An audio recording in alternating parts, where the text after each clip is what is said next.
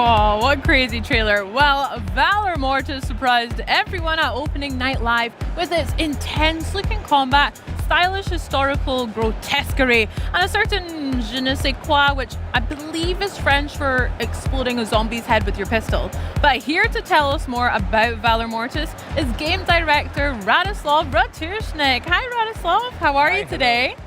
I'm great, to be honest. Thanks for having me.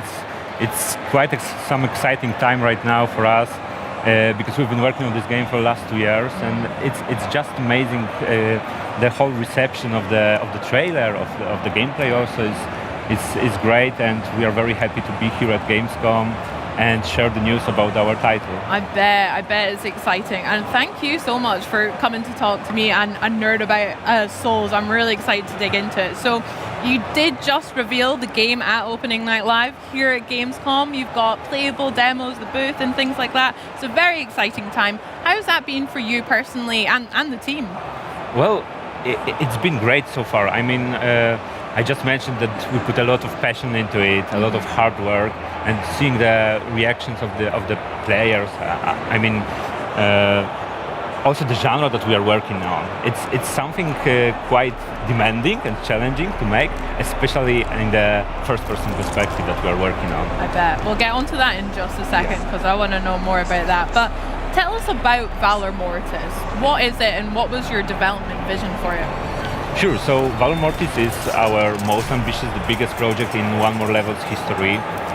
It's a first-person action game, but with a strong, solid Souls-like foundations, but also with some elements of Metroidvania. So you have all the elements that players expect from this genre. So you have stamina-based combat system, checkpoints that are kind of expected also in Souls-likes, but on the other hand you got all stuff connected to the Metroidvania. So you are unlocking some new abilities, you are able to revisit some levels and unlock some new paths, uncover some secrets.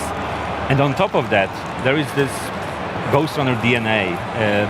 The pure action excitement is also there. A little bit slower, but it's there. Okay, I'm very excited. I mean, I'm always glad when there is a checkpoint finally in a Souls game, and also in Ghostrunner as well. Hitting a checkpoint is always very clutch and very satisfying. So coming back to the first-person perspective, naturally, you guys are drawing quite a lot of attention for that decision. Can you tell me a bit about why you went with that? Well, yeah. I mean, we have this experience of creating first-person games, both Ghostrunners were first-person games, and we thought that why not bring this genre, this Souls-like, to the first person, and how it changed the whole perception of it.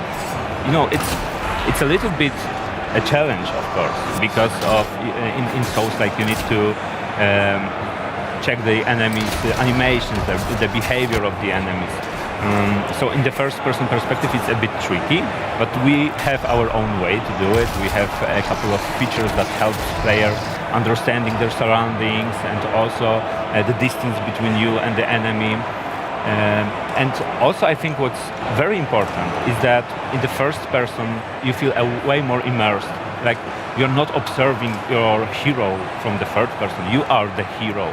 You feel each strike on you, you feel each dodge, when you dodge the bullet by the inches. It's super intense, to be honest, and I think that what kills the genre is the stagnation, and in Valor Mortis we would like to push it forward, to push it for something new, something fresh, fresh air for Soulslike. Absolutely. I mean, that makes sense. It does look very brutal, so I'm a little bit excited and also very apprehensive to try and take a bullet to the face, but I'm sure it would be great.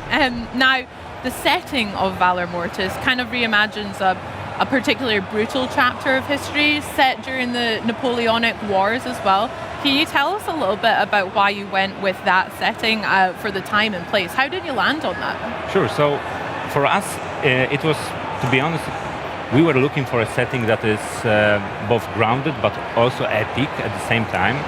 And the alternative version of 19th century and Napoleonic Wars specific sounds good for us, because there are not many action games, if any, set in this historical period.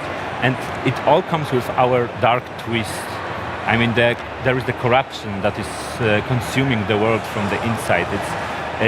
we feel that it was something fresh for both for the genre, but also some historical period that is maybe not unexpected, but for sure for the action game, it's not expected. Yeah. For the gamers. Yeah.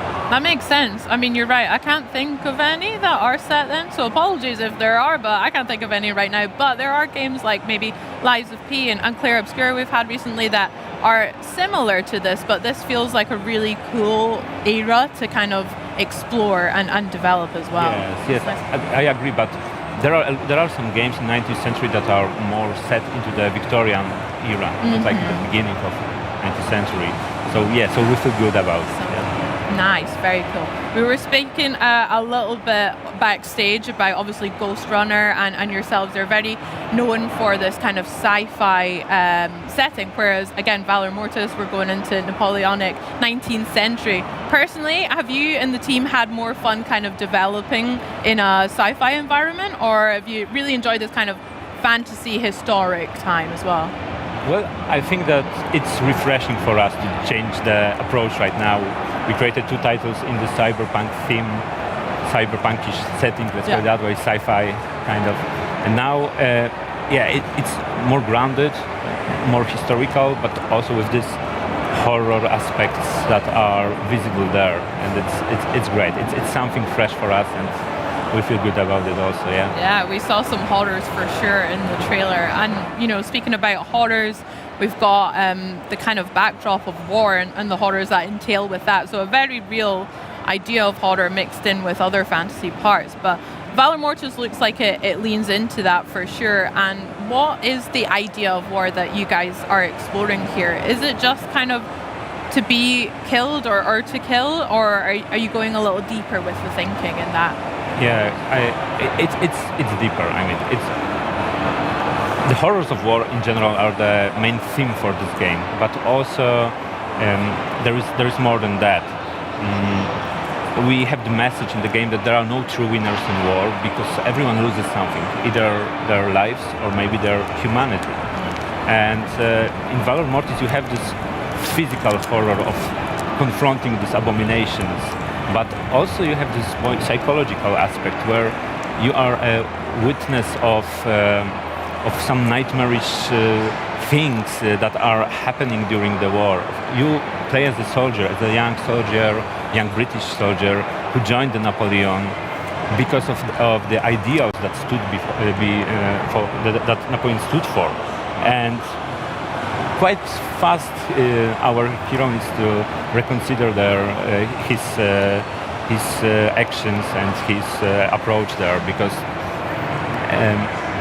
there is this thing that this corruption is also touching our hero and changes him quite a bit, to be honest. Yeah, it looked like it. Let's talk a little bit about that, because we saw some fleshy lumps and maybe some deadly mutants, and I don't think history actually included those in the Napoleonic Wars, but Valor Mortis certainly does. So can you tell us a little bit about the source of these antique abominations? That's right. So the source of it is called neptoglobin. It's this enigmatic essence, almost living essence that is consuming the world from the inside. And Napoleonic forces encountered this essence when they were pushing east, basically. So it works like that. When it touches anything, like when it touches the human being, like the soldier, for example, they are turned into some fanatical monsters. The animals can be also turned into some twisted predators, and the ground itself is also diseased somehow. So you are fighting not only against the enemy, you are fighting against this force that is changing the world here. Got you. Within yourself and all around you as well. That's crazy. I mean, in some of the clips we've seen, I noticed that some of your own guys, it seemed, guys in the same uniform, are kind of turning on you as well. So is that kind of a battle that we'll have to deal with as well? Unfortunately, yes. I mean, yes, you are referring to the Eternal Guard. These are the elite soldiers of the Napoleonic forces, and in our demo you also fight against one of these guys, and they are wearing the same colors, they are fighting under the same banner, but when you approach them, they will show no mercy to you. So they are elite soldiers with they are masters of the saber. So it's like a fencing duel that you have fighting against them, and they are guarding the darkest secrets of the Napoleon. So you are able to gather some precious stuff after beating them. Some good intel in there, nice. I love that little clip. Plenty of room for parries in there, it looks like. I can't wait to try that out. Now, speaking of parries and Souls mechanics, boss fights are obviously so intrinsic with the genre as well. And what has your team's approach been to those, taking them on in Valor Mortis? Well, absolutely, you cannot have a Soulslike without the proper boss fights. So we designed our boss fights to be quite unique encounters, to be honest. So players need to use all their tools they are gathering. So we have this our beloved saber, and on the left hand, because we have this dual wielding combat system, you can wield your gun or your power, let's call it that way, that we are calling transmutations. For example, you can set ablaze the enemy, and your goal is to combine all of these tools. It's the key to success, basically. So you have to shoot the weak points, you have to parry the attacks, but it's not like that we are forcing players into only one play style. You can also just, when you are master of saber as well, you can just use your saber and be successful too. And yes, in the demo you are encountering this boss. The guy is called General Lothair, and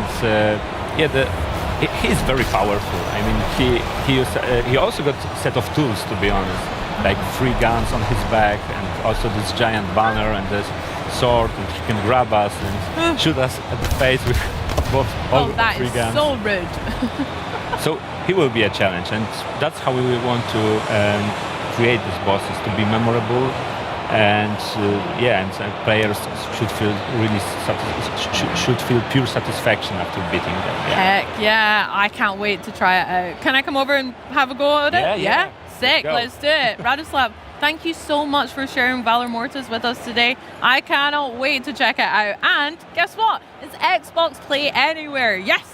So there truly is no escape from the horror. I mean, I guess you could delete it, but don't do that. Sign up for the community playtest and wishlist it instead. And don't click away, because we've still got High on Life 2 to come. But for now, let's check out the gorgeous Germany City update to Microsoft Flight Simulator 2024.